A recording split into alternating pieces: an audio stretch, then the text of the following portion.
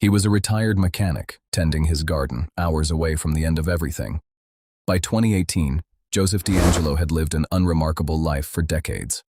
A former police officer, then a truck mechanic, a divorced father, a grandfather.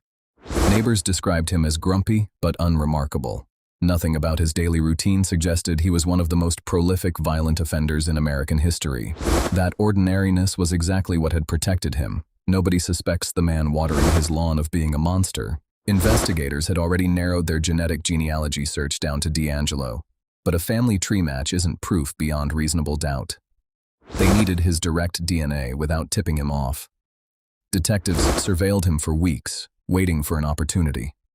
When he discarded an item containing his DNA, they tested it discreetly and confirmed the match to crime scene evidence from decades earlier.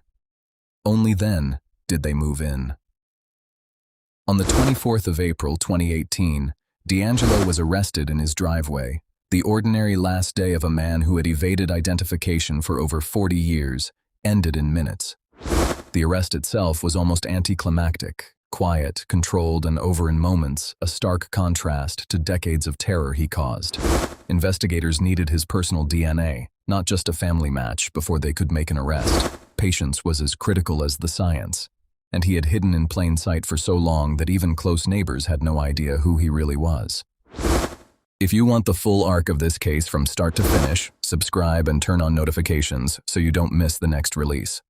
Next time, another case where a single piece of evidence, ignored for years, finally broke a killer's decades of silence.